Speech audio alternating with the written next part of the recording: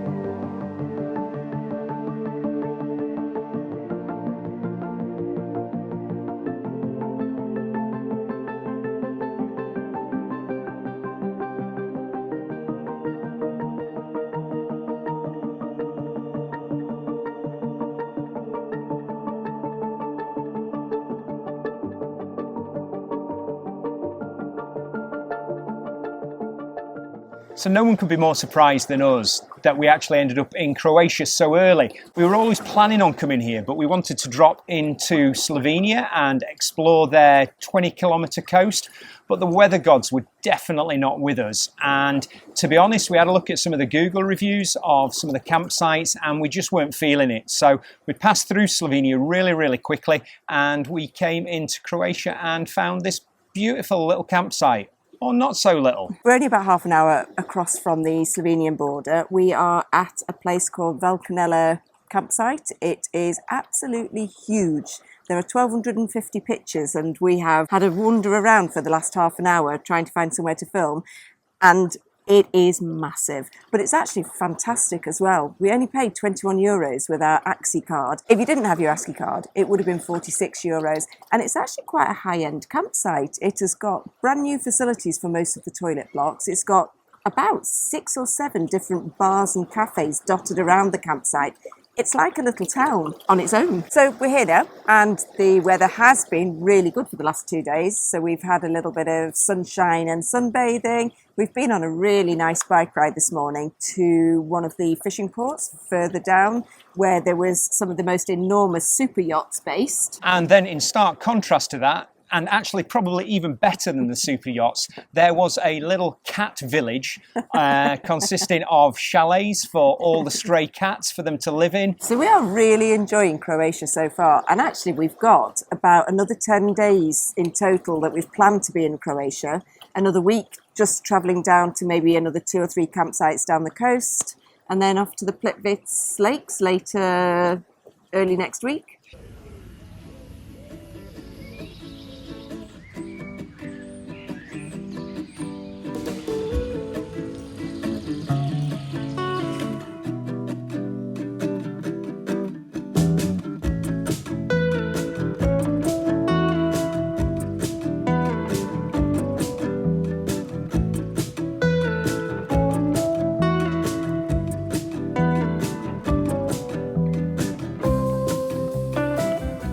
people have said is that they'd like to see a bit more of what we actually get up to once we've got to the camp and it's the evenings. So it's Saturday night, and on Saturday nights we count it as a drinking night, so we're going to have Aperols tonight. So there are 4 vital ingredients for Aperol Spritz. We are missing probably one of the key ones because we don't have any ice and the shop is closed and we can't make it or keep it in our fridge, which is pretty useless.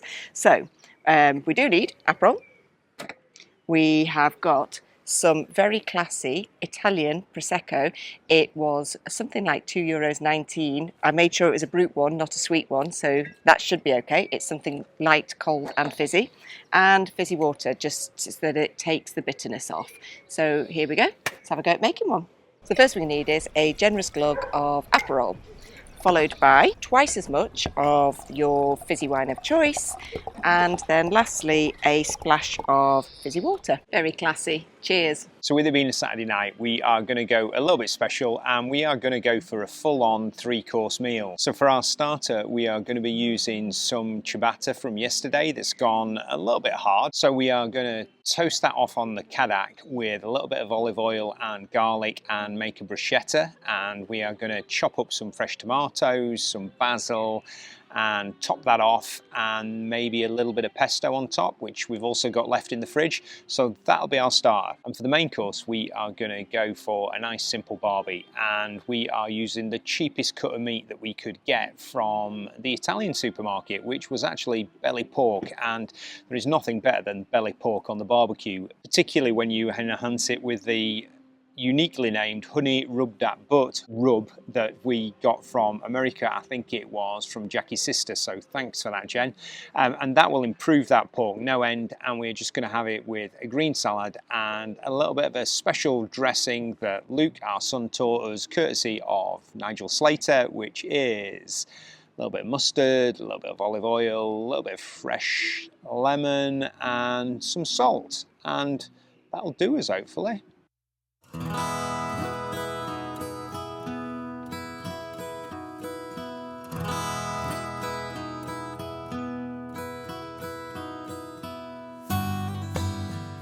So dinner's over, it's a Saturday night, and what more do we do on a Saturday night than sort the thumbnail out for Sunday morning's video?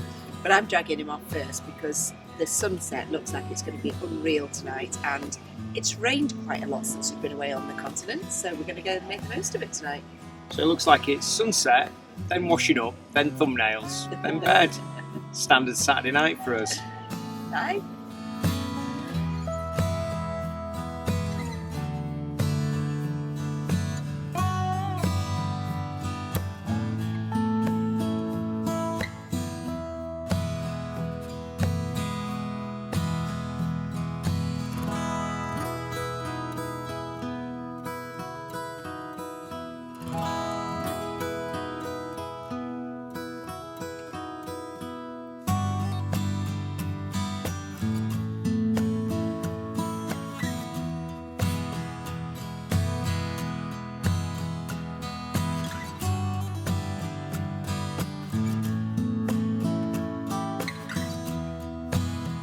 So we're now on our second campsite in Croatia, and we've moved a little bit further down the coast to Rovinj.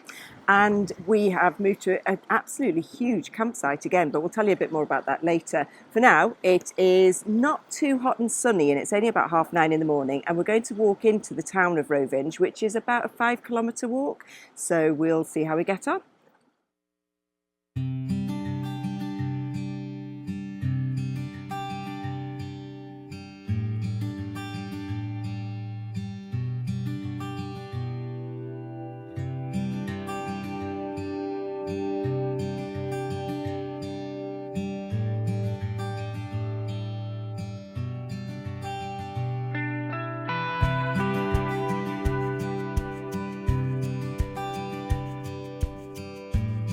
So we've got to the edge of the campsite and we have been walking for 40 minutes and we have done 2.93 kilometres and it's another 5 kilometres now into Rovinj. The campsite is just enormous. The guy on reception said that it hosts, when it's fully open, 8,000 people, which apparently doubles the size of the local town in the height of the season. It's like Yeah, it's just like a city. It's incredible. But very well set up, very clean, and actually really nice.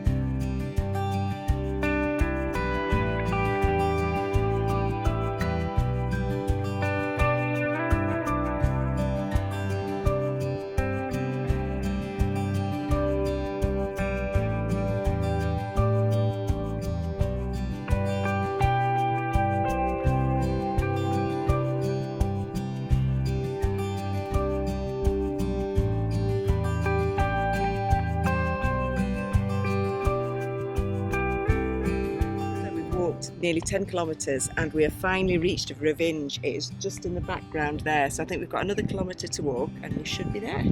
The marina here is absolutely stunning, and I think rather than getting my next van, I'm thinking about getting my next boat.